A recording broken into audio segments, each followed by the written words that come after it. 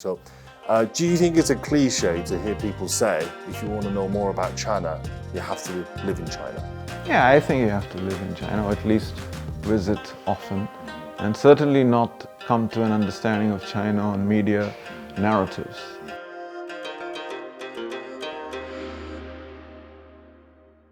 Hello and welcome to this special edition of The Talk. Today we're on the sidelines of a poverty alleviation forum in southwest China's Yunnan province. So today we have a special guest, Mr. Vikram Channa, who's the head of products and content for Discovery Networks in East and Southeast Asia. So thank you for joining us today. Thank you, really appreciate it.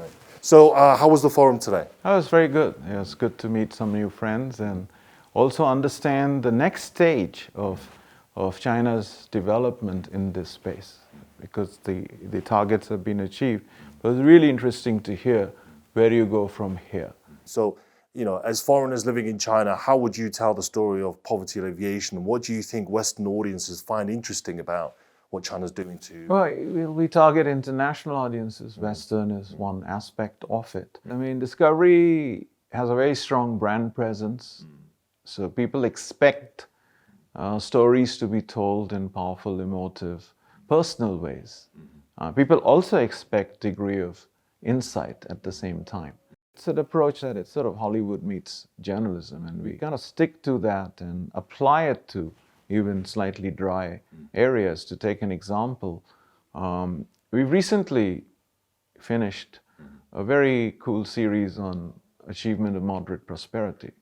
I mean, of course, we would never say that in the show. But we had Huang Xi or Joe Wong to actually host it as a comedian. As a Chinese-American comedian who was away from China a long time.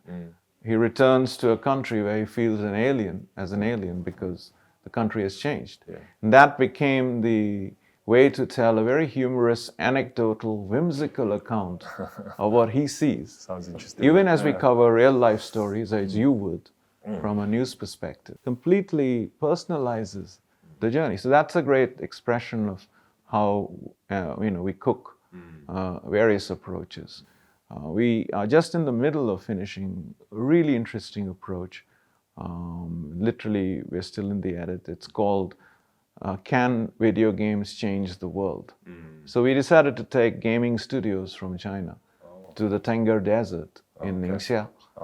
And then they immersed themselves. There are a couple of teams who are competing with each other as they immerse themselves with farmers, scientists, and local policymakers.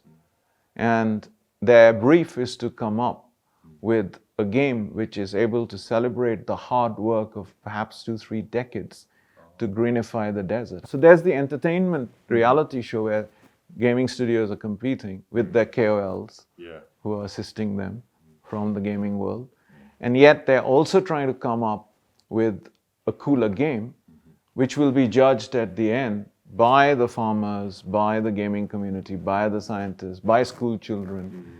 And therefore also become, other than a TV series, also become real products or devices which can be tools to communicate China's amazing greenification story, certainly from that part of China in Ningxia. I think the approach that you guys are taking is to find these interesting topics.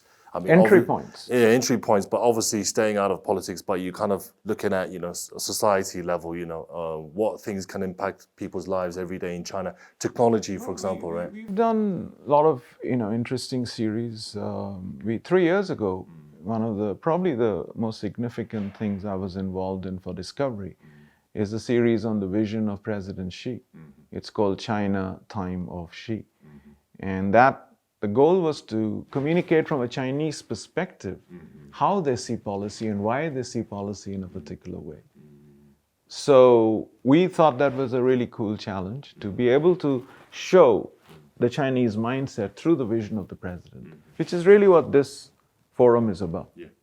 So we did that 3 years ago, using even the name of the president to get the audiences excited. So we do, like I said, we are very confident of this film mode or visual expression, visual emotive expression, to really soften and make any topic accessible. That's Discovery. But then you have to understand it first, I guess. You have to understand. That's yeah. why you have to, like I said originally, you have to work collaboratively with the folks who have the domain experience, both on the creative side as well as on the information side. But we know how to position, and we are confident of our strengths, but we don't for a single second think it could be done by ourselves. We actually call this approach, and I started calling this approach, made in China for the world. Because actually you're designing local products. They are being seen as local on a Mango or other platform partners, Bilibili, Tencent. And at the same time, they're also going outside. It's one product. Maybe the only difference is the audio, which is in Chinese. Otherwise, it's the same cut. To be able to do that, you have to work with the local partners. It's a partnership. It's, like I said, that balance cannot be achieved by us as an outsider channel. Where we bring specific things, we receive specific things. Is it an issue? Not at all. That's faith, and that's first faith in your abilities. Therefore, it's easy to have faith in the abilities of your partners. If you have that approach, the other stuff is mostly cobwebs which people create themselves. Make it more complicated. Yeah. It's not. It's just television at the end of the day. This brings me nicely to my next question and my last question. So, do you think it's a cliche to hear people say, if you want to know more about China, you have to live in China? Yeah, I think you have to live in China, or at least visit often, and certainly not come to an understanding of China on media narratives. I think we live in a world, as you know, social media has created more issues of communication than it has solved. It's created more polarization, more tribalism. We all know the term fake news. So I think in that context, at the end, nothing beats good old-fashioned analog experience. Exactly. Okay, thank you very much. Thank you very much. Thank you.